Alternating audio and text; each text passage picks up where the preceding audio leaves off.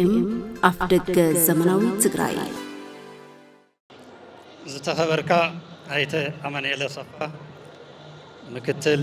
ጊዜያዊ ምሕዳር ትግራይ ዝተኸበርካ ዶክተር ኪሮስ ጉዑሽ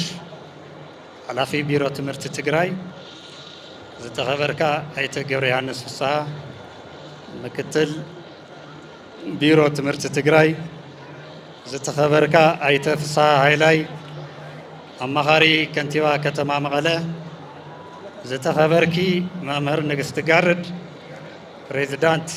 መምህራን ማሕበር ትግራይ ዝተኸበርካ አይተ ጸጋይ አለማዮ ፕሬዝዳንት ማሕበር ወለዲ ተማሃሮ ትግራይ ዝተኸበርኩም መምህራን ከተማና ዝተኸበርኩም ወለዲ ዝተኸበርኩም ተማሃሮ ከተማና ነዚ ሎማዓንቲ እነኽብሮ ዘለና ክልከላ ማህያ መምህራን ጠጠው ይበል መሰል ህፃናትን መምህራንን ከተማና ይከበር ዝብል ናይ ተቃውሞ ሰልፊ እነካይደሉ ቦታ እንኳዕ ብሰላም መጻኹም ክብል ይፈቱ። ትምህርቲ ከተማና ኣብ እዋን እቲ ጀኖሳይድ ኩናት ኢላማ ተገይሩ ናይ ቤት ፈተነ ናውቲ ከይተረፈ ብሽም ጀነራላትን ኮሎኔላትን ኢትዮጵያ እናተጽሓፈ ክውረር ብምግባር ከቢድ ዕንወት ክበጽሐና ተገይሩ እዩ። ድሕሪ ስምምዕነት ፕሪቶርያ ዋላ ማህያ ይወሃብ መምህራን ከተማና ኣካል መኸተ እዩ ብምባል ካብ ማእዲ ትምህርቲ ተፈልዩ ዝነበረ ተማሃራይ ናብ ቤት ትምህርቲ ብምምላስ ዕድል ትምህርቲ ክረክብ እናገበሩ መጽኦም እዮም። በዚ ዝገበርዎ ሞያዊ ተጋድሎ ምምሕዳር ከተማ መቐለ ዓብዪ ናእዳ ኣለዎ። ይኹን እምበር መንግስቲ ኢትዮጵያ ብሕጋዊ መንገዲ ንትግራይ ዝተመደበ በጀት ሕገ መንግስትን ሕጋዊ ኣሰራርሓን ብምጥሓስ ይኽልክለና ስለ ዘሎ ማህያ መምህራን ብኣግባቡ ብሰዓቱ ክኽፈል ኣይተኸኣለ። እዚ ክልከላ በጀት ብሕቡራት መንግስታት ዝተደንገገ መሰረታዊ ናይ ህፃናት ናይ ምምሃር መሰል ዝግህስ እናሃለወ ነዚ ተጣበቕቲ ኣካላት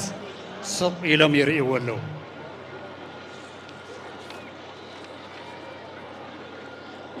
ኣብ ሕገ መንግስቲ ኣብ ፖሊሲ ትምህርቲ ንዛ ሃገር ህፃናት ብማዕረ ናይ ምምሃር መሰል ዝግህስ እናሃለወ ህዝቢ እዛ ሃገር ሱቕ ኢሉ ይርኢ ኣሎ። ትግራይ በዚ ግፍዐኛ መንግስቲ እዛ ሃገር ትድፋእን ትጓነነላ። መንግስቲ እዛ ሃገር ንምዕዋት ዘላቒ ልምዓት ኤስዲጂ ጎልስ ዝኣተወ ቃል ይዓጽፎ ኣሎ። ነዚ ተተግብሩ ኣካላት ሚዛናዊ ፍርድኹም ደው ኢልኩም ክትርእይዎ ንጽውዕ። ኣብ ስምምዕነት ፕሪቶርያ ተፈራረምቲ ኣካላት ዝኣተውዎ ግዴታ ንድሕሪት ይምልስ ኣሎ። ስለዚ እዚ በጀት ናይ ምኽልካል እኩይ ተግባር ማሕበረሰብ ትምህርቲ ከተማና ካብ ኩለን ክፍለ ከተማን ካብ ኩለን ኣብያተ ትምህርትን ዘምህሩ መምህራን ተምሃሮን ወለዲ ብሓባር ነውግዞ ኣለና ኣብዚ ቦታ እዚ ኮይንና። ማሕበረሰብ ዓለም እውን ኣብ ጎንና ኮይኑ ነዚ እኩይ ተግባር ከውግዘልናን የኣኽለካ ክብለልናን ኣብ ጎንና ክኸውንን ንጽውዕ። ዘለዓለማዊ ክብሪ ሞገስን ንጀጋኑ ስዋኣትና ትግራይ ትስዕር።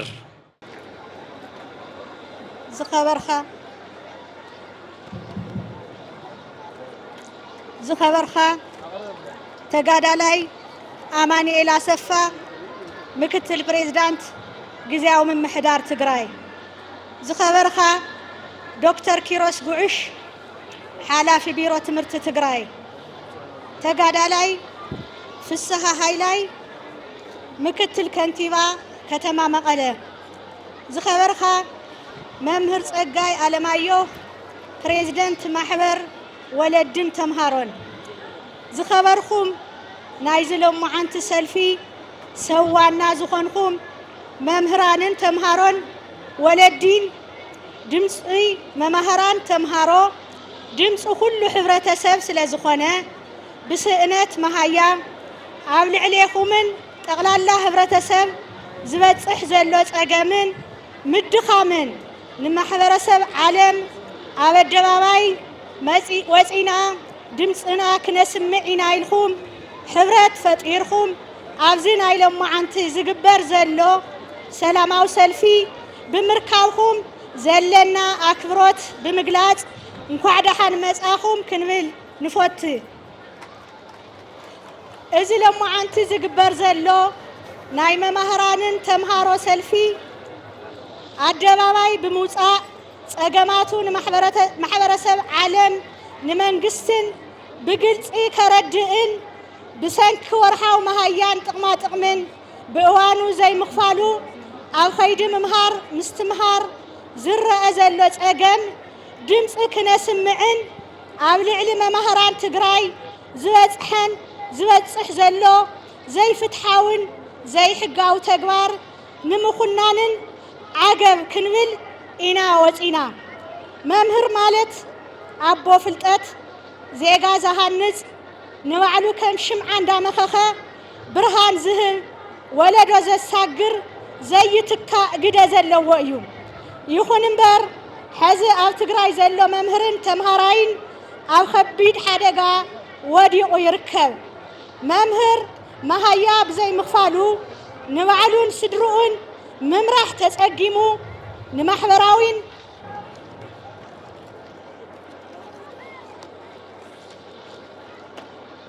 ንማሕበራዊን ኢኮኖሚያዊን ካልኦት ፀገማትን ተቃሊዑ ይርከብ መምህር ትግራይ ገዛ ክራይ መኽፈሊ ሲኢኑ ደቁ ንምምሃር ዝኸውን ዓቕሚ ንኢስዎ ብስነ ልቦና ተጎዲኡ ይርከብ መሃያ መምህራን ካብ ብቐደሙ ካብ ኢድ ናብ ኣፍ ዝነበረ ሕዚ ናብራ ኣብ ዝኸበረሉ ገንዘብ ዓድና ናይ ምግዛእ ዓቕሙ ኣብ ዝነከየሉ ተወሲኽዎ ናብ ዝኸፈ ፀገም ተቃሊዑ ምህላው ናይ ኣደባባይ ሓቂ እዩ መምህር ክሳብ ሕዚ ስኑ ነኺስኡ መዓንጡ ወስጢሙ ኩሉ ተፃዊሩ ምምሃር ምስትምሃር ዋላ የቋርፅ እምበር ቁፅሮም ዘይነዓቑ ብምኽንያት መሃያ ዘይምኽፋል ዝተዓፀዋ ኣብያተ ትምህርቲ ንስደት ዘምርሑ ናብ ናይ ጉልበት ስራሕ ዝተዋፈሩ ኣብ መዓልታዊ ስራሕ ምንጣፍ ዝጀመሩ መሐከሚ ሲኢኖም ካብዚ ዓለም ብሞት ዝፍለዩ መግዝእ መድሓኒት ሲኢኖም ብሕማም ዝሳቐዩ ገዛ ክራይ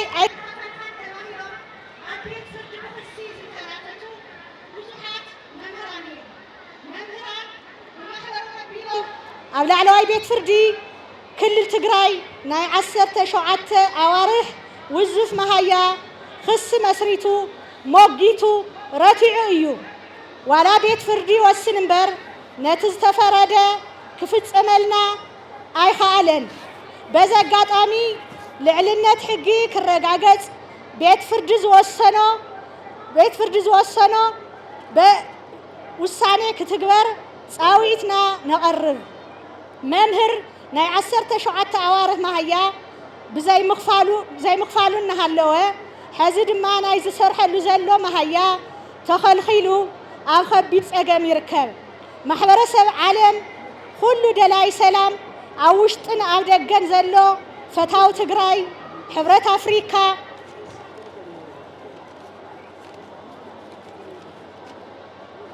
ተጣባቂ ሰብኣዊ መሰላት ናይ ዲሞክራሲ ትካላት ስምምዕነት ፕሪቶርያ ክትግበር ኣብ ባይታ ክፍፀም ኣድላይ ዘበለ ፅዕንቶ ብምፍጣር መፍትሒ ንክግበር ብክብሪ ፃውዒት እንዳቕረብና መምህር ናይ ዝሰርሐሉ መሃያ ብህፁፅ ክለኣኸልና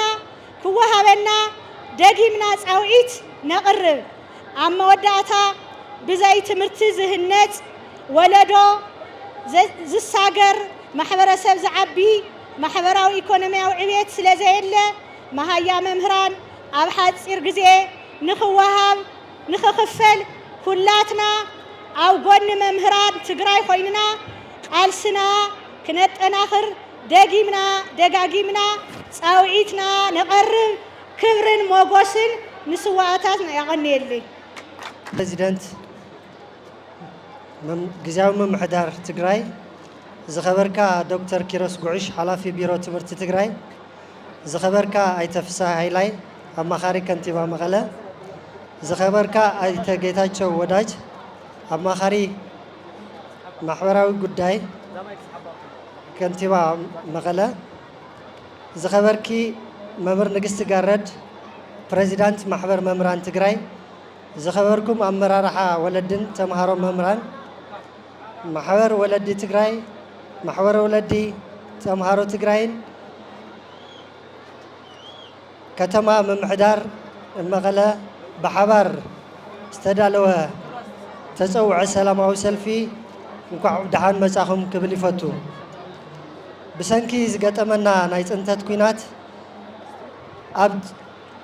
أب تمرت تقرأي كبيد عنوات بتحيو أزي كلاتنا ولد تمهارو بغربان بعمقات النفلتو قدات دحرم كراز تتابعوتات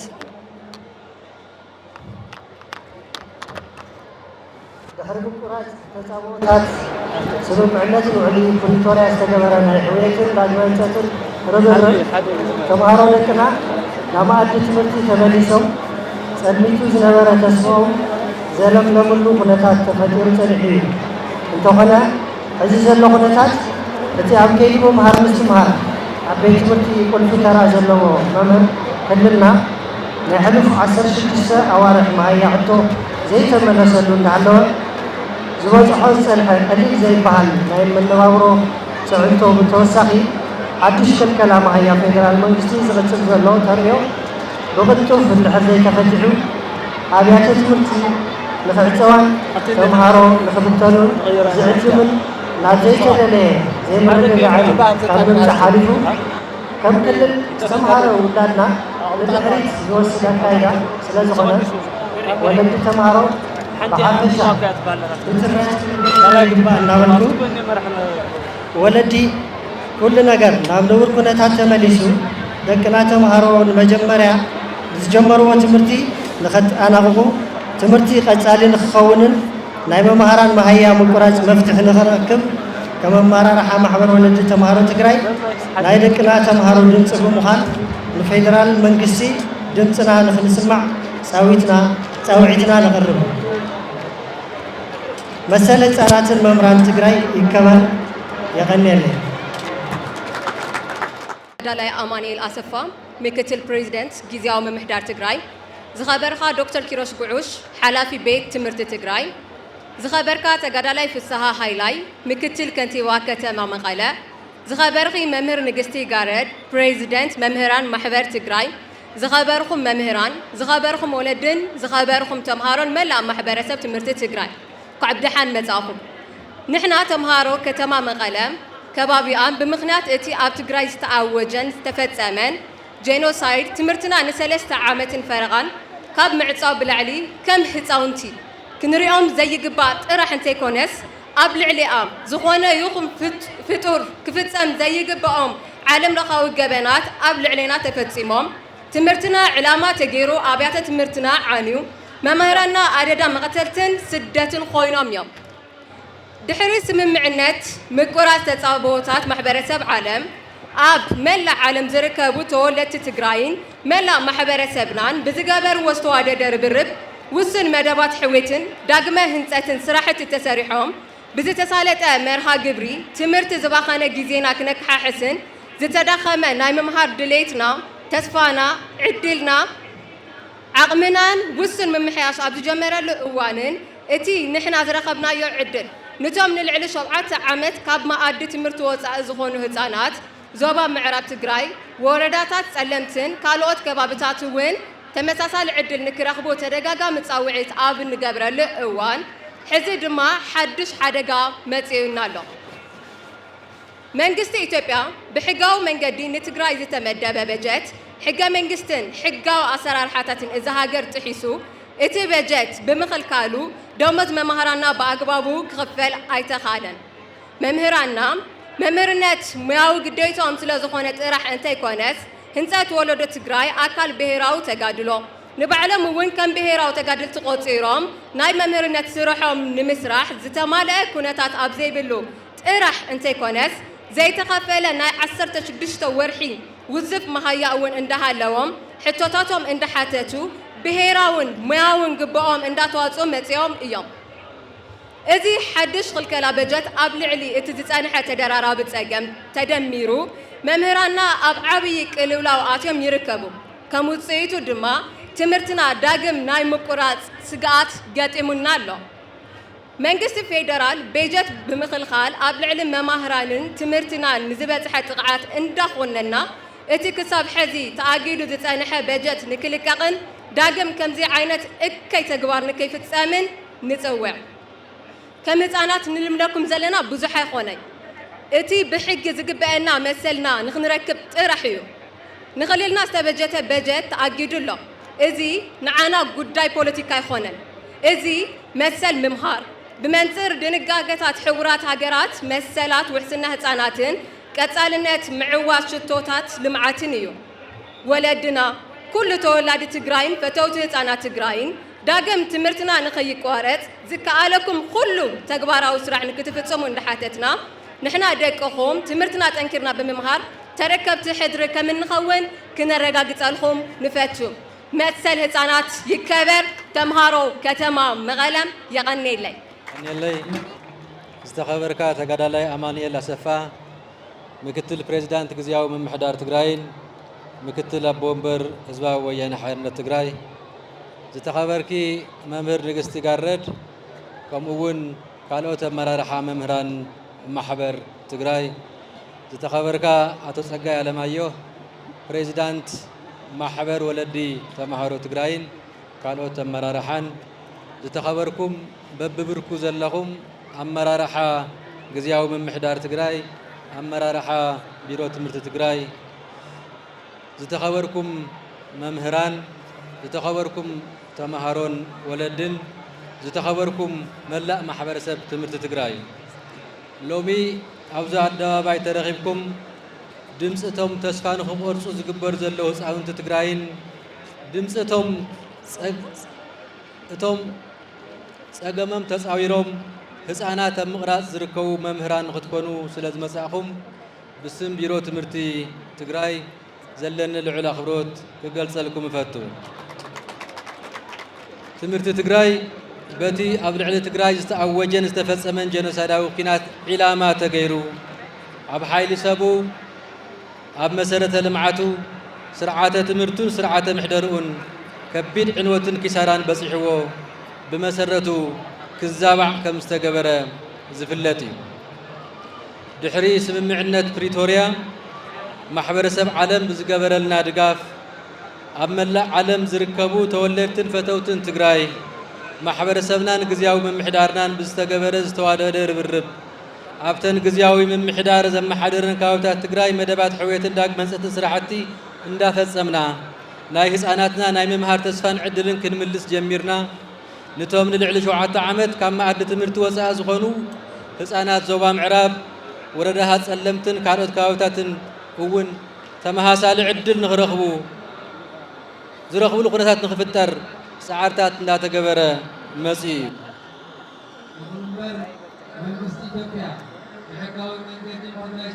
جت حقا منقستاوي حقا منقستن حقا وسار حتى نزها قرت يحسو وتبجت بمخل كالو دموز ممهران كابتك امتغلت شحين عسرت شمونتن عمة مرت جميرو بأقباب مخفال بجزء مخفال عيتقالا كم تتوكلت نايتا مهرز جلس أتو ممهران تجراي ممهرنت مياوي قديتهم سلازخونة راح أنت يكونس هنسات ولدو تجراي أكالت بهراو تقادلون نبعلمون كم حدا بهراو تقادل تقصيرهم ناي ممهرنت سرحهم نمسرح زتمال خونتات أبزي بلوت راح أنت يكونس ناي زي تخفلنا ناي عصر تشدشتوا وزف معياون عند هاللوم حتوتاتهم عند حاتتو بهراون موياون قبوهم عند تواسو مسيمهم إذا حدش كل كلا بجت قبل عدة السنة حتى درارة بس أجم تدمروا ممهران عبي يقلوا له ኣእትይዎም ይርከብ ከም ውፅኢት ድማ ኣብያተ ትምህርቲ ትግራይ ዳግም ናይ ምዕፃው ስግኣት ገጢምዎን ኣሎ ክቡራትን ክቡራንን እዚ ሓድሽ ክልከላ በጀት ብሕቡራት መንግስታት ዝተደንገገ መሰረታዊ ናይ ህፃናት ናይ ምምሃር መሰል ዝግህስ ኣብ ሕገ መንግስቲ ፌደራል ይኹን ሕጊ ትምህርትን ፖሊሲ ትምህርትን ኢትዮጵያ ዝተደንገጉ መሰል ህፃናት ብመዓርነት ናይ ምምሃርን መሰል መምህራንን ዝግህስ መንግስታት ንምዕዋዝ ዘላቒ ልምዓት ዝኣተውዎ ቃል ዝዓጽፍ ሕገ መንግስትን ሕጋዊ ኣሰራርሓትን ዝጥሕስ ኣብ ስምምዕ ፕሪቶርያ ተፈራረምቲ ዝኣተውዎ ግዴታ ዘውድቕ ድሕሪ ስምምዕነት ፕሪቶርያ ዘመዝገብናዮ ኣወንታዊ ጉዕዞ ንድሕሪት ዝመልስ ኣብዚ ከባቢ ሰላም ንምስፋሕን ዘላቒ ንምግባርን ዝግበር ዘሎ ፃዕሪ ንድሕሪት ዝመልስን ኣብ ትግራይ ይኹን ከባቢኡን ካሊእ ተወሳኺ ኮይኑ ድማ መሳፀላ ናይቲ ኣዋን ዝተለፈነ የመሳይ ክቡራትን ክቡራትን ኣብዚ ሃገር በብመዓልቱ ብዙሓት ውግኣት ይካየድ ኣለዉ ኣብዚ ሃገር ንዓመታት ዝፀንሑ ፒናታት እውን ኣለዉ ይኹን እምበር ብዘይካ ኣብ ትግራይ ትምህርቶም ዘቋረፁ ህፃውንቲ ዓፅዎም ተመሃሮ የለውን ሕጊ ተጣሒሱ በጀቱ ዝተኣገደ ክልል ይኹን መሃይኡ ዝተኸልከለ መምህር የለን እዚ ኣብ ልዕሊ ትግራይ ዝግበር ዘሎ ክልከላ በጀት መቐፀልታ ናይቲ ናይ ትግራይ ካብ ካርታ ህዝቢ ትግራይ ድማ ካብ ገጽ ምድሪ ታሪኽን ሕሊና ደቂ ሰባትን ናይ ምፍሓቕ ፕሮጀክት ጸላእቲ ስለ ዝኾነ ክኹነንን ክውገዝን ዝግባእ ኮይኑ እዚ እከይ ተግባር ዝፍጽሙ ኣካላት ድማ ተሓተቲ ክኾኑ ይግባእ ክቡራትን ክቡራንን ኣብዚ ወሳኒ እዋን ትካላት ውድብ ሕቡራት ሃገራት ዓለም ለኻውን ሃገራውን ዘይመንግስታዊ ትካላት ተወሳእቲ ሰብኣዊ መሰላትን ብሰም ናይቲ ዝተጎድአ ማሕበረሰብ ኮይኑ ድምፂ ክተስምዑ እንዳሓተትና ዘለኩም ጽልዋ ተጠቒምኩም ዝምልከቶም ኣካላት መንግስቲ ፌደራል ኢትዮጵያ እቲ ንትግራይ ዝተመደበ በጀት ብህፁፅን ብምሉእን ክልቀቕ ጸቕጢ ክትገብሩ እንዳጸዋዕና ኣብያተ ትምህርቲ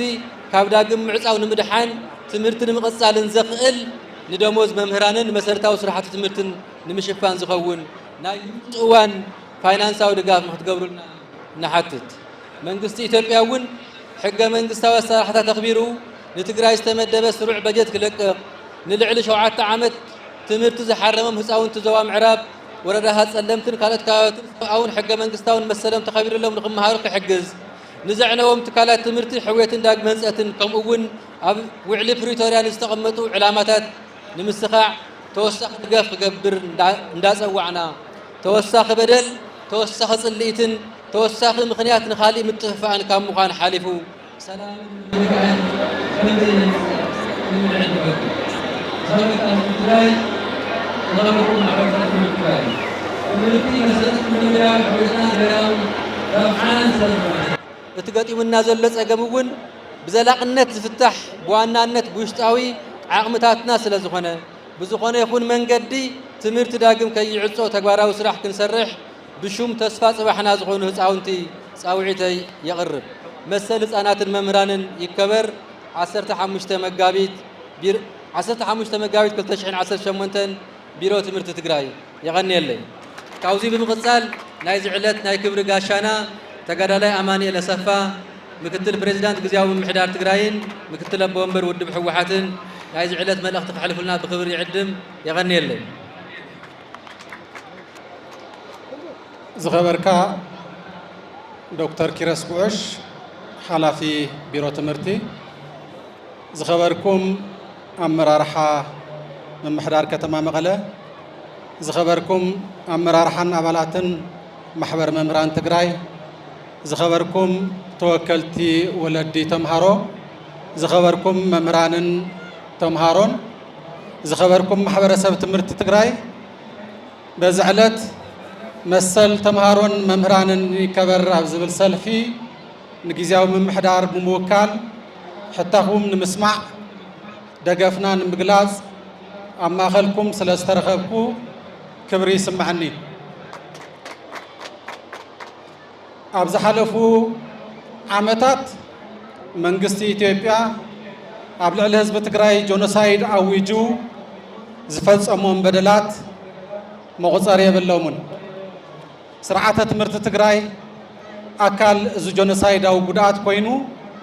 ብዙሕ በሰላ ዓሪፍዎ እዩ ድሕሪ ስምምዕ ፕሪቶርያ ስርዓተ ትምህርቲ ትግራይ ምስ መላእ ማሕበረሰብ ዓለም ምስ ህዝቢ ትግራይን ለገስቲ ኣካላትን ብምትሕብባር ሕውየት ንምምፃእ ዝተገበሩ ፃዕርታት ኣለዉ እንተኾነ ግን ኣብ ትምህርቲ ትግራይ ዝበፅሐ ጉድኣት ዓብዪ ስለ ዝኾነ ብቐሊሉ ዝሓወ ይነበረን ብምዃኑ ድማ ኣብ ሰዓት እዚ ኣብየተ ትምህርቲ ትግራይ ካብቲ ዝበፅሐን ጉድኣት መሊአናዮ ሓወያን ዓንየን ሃብተን ተወሪሱ መምህራንን ተሰዲቶም ተቐቲሎም መሃዮም ተኸልኪሎም ንብዙሕ ኣዋርሕ ኣብ ስቃይን መከራን ይርከቡ ተምሃሮና ኣብ ልዕሊ ዝበፅሖም ኣእምራዊ ጉድኣት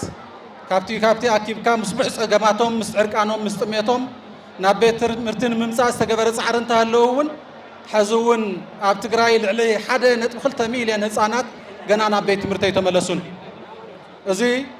ናይቲ ዝበፅሐ ጀኖሳይድ ገና ዘይሓወየ በሰላ እዩ ኣብ ልዕሊ እዚ ኣብተን ዝተወረራ ከባብታት ትግራይ ዝርከቡ ህፃናት ናብ ቤት ትምህርቲ ኣይተመለሱን ካሪክለማት ተፃዒንሎም መከራ ይበልዑ ኣለዉ እዚ ኩሉ ዝበፅሐ በደል ከይኣክል ኣብዚ እዋን እዚ መንግስቲ ኢትዮጵያ ኣብ ልዕሊ ትግራይ በጀት ዓፅዩ ነዳዲ ዓፅዩ ናይ ልምዓትን ሓገዝን በጀታት ካብ ማሕበረሰብ ዓለም ዝመፅእ ከይተረፈ ዓፅዩ ሙሉእ በደል ኣብ ልዕሊ ህዝቢ ትግራይ ይፍፀም ኣሎ ብምዃኑ ሰራሕተኛ መንግስቲ ትግራይ መምህራን ኣብ ሰዓት እዚ መሃያ ተኸልኪሎም ኣለዉ እቲ ቅፅዓት ብቐጥታ ንመምህራን ጥራሕ ኣይኮነን እቲ ቅፅዓት ኣብ ልዕሊ ተምሃሮ ትግራይ ጥራሕ እውን ኣይኮነን እቲ ቅፅዓት ህዝቢ ትግራይ ናይ ምድንቋር ፍርዲ እዩ እዚ ኣካል ጀኖሳይድ እዩ ናይቲ ዝተጀመረ ጀኖሳይድ ኣካል ኮይኑ ዝቕፅል ዘሎ እዩ ህዝቢ ትግራይ ክድንቁር ህዝቢ ትግራይ ክደኪ ህዝቢ ትግራይ ክብተን ዝተሰርሐ ክስራሕ ዝፀንሐ ሕዚ እውን ኣብ ልዕሊ ህዝቢ ትግራይ ዝተፈረደ እዩ እዚ ኩሉ በደል ብመንግስቲ ኢትዮጵያ ኣብ ልዕሊ ህዝቢ ትግራይ ዝተበየነ እዩ እዚ ተፃዊርካ ንምኻድ ብዙሕ ግዜ ፃዕሪ ተገይሩ ሰላም ንምምፃእ እቲ ኩሉ በደላት ተሰኪምና ብስምምዕ ፕሪቶርያ ሰላም ንምምፃእ ብወገን ትግራይ ብዙሕ ፃዕርታት ይግበር ኣሎ እንተኾነ ግን ብመንግስቲ ኢትዮጵያ ፀማም እዝኒ ተዋሂቡ ኣብ ልዕሊ በደል እናተፈፀመ ህዝቢ ትግራይ ካብ ኢትዮጵያ ተደፊኡ ካብ ኢትዮጵያ ብሓይሊ ተደፊኡ ክወፅእ ብዙሕ ፃዕሪ ይግበር ኣሎ ስለዚ እዚ ኩሉ ፀገማት ኣብ ልዕሊ ህዝቢ ትግራይ ዝፍፀም ዘሎ ፀገማት ብልመና ብምሕፅንታ ዝኸውን ዘይምዃኑ ንርኢ ኣለና ኣብ ኢትዮጵያ ንዘመናት ኣብ ልዕሊ ህዝቢ ትግራይ ዝተበየነ ሕዚ እውን ብመንግስቲ ኢትዮጵያ ብስርዓት ብልፅግና ይቕፅል ኣሎ ለዚ መምህራን ተምሃሮ ህዝቢ ትግራይ ነዚ እዋን እዚ ብዝግባእ ተረዲእና ሓቢርና ሓድነትና ጠናኺርና ነዚ ኩነታት ክንሰግሮ ኣብ ዝግበአሉ ምዕራፍ ኢና ዘለና ኣብ ከምዚ ዝበለ እዋን ኢና ዘለና ስለዚ ማሕበረሰብ ዓለም ዝምልከተኩም ኣካላት ኩሉ ኣብ ልዕሊ ትግራይ ዝበፅሕ ዘሎ በደል ምስ ህዝቢ ትግራይ ኮይንኩም ክተኽብሩ ፀውዒትና ነቕርብ ማሕበረሰብ ዓለም እውን ማለት ኣብ ሕግታት ዓለም ንህፃናት ዝተቐመጡ መሰላት ኢትዮጵያ ፈሪማቶ እያ ኣብ ሕገ መንግስታዊ ነቕሚጣቶ እያ እዚ ፖለቲካዊ ይኹን ካሊእ ነገር የብሉን ኣብ ኢትዮጵያ ዝተፈላለዩ ከባብታት ውግእ ኣሎ ኩናት ኣሎ እንተኾነ ግን ህዝቢ ብበጀት እንትቕፃዕ ተምሃሮ ብበጀት እንትቕፅዑ መምህራን ብመሃያ እንትቕፅዑ ይረአናን እዚ ኣብ ትግራይ ጥራሕ ይግበር ኣሎ ምክንያቱ ህዝቢ ትግራይ ከም ፀላእ ተፈሪጁ ኣብዛ ዓዲ ንነዊሕ ዝበለ እዋናት በደላት ይበፅሕ ኣሎ ማሕበረሰብ ዓለም እውን ነዚ በደል እዚ ተገንዚቡ መንግስቲ ኢትዮጵያ ኣደብ ክገብር ፅዕንቶታት ክዕርፍ ይግባእ ንሕና እውን ከም ህዝቢ ሓድነትና ስጢምና እዞም በደላት እዚኣቶም ኣደብ ክግበረሎም ናብ ስርዓት ከኣትዉ ብሓድነት ክንቃለስ ይግበአና ስለዚ ጊዜያዊ ምምሕዳር ትግራይ ኣብ ልዕሊ መንግስቲ ሰራሕተኛታት ኣብ ልዕሊ መምህራን ኣብ ልዕሊ ተምሃሮ ኣብ ልዕሊ ኩሉ ማሕበረሰብ ትግራይ ዝበፅሕ ዘሎ በደል ንምቕንጣጥ ምስ ህዝቢ ኮይኑ እኹል ቃልሲ ከም ዝገብር እዚ ፀገም ክፍታሕ ዝግባእ ፃዕሪ ከም ዝገብር በዚ ኣጋጣሚ እዚ መልእኽተይ ከመሓላልፍ ይደሊ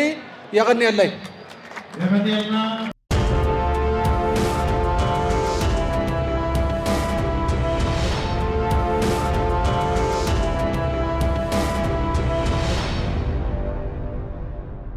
TPM أفدق زمناوي تقرأي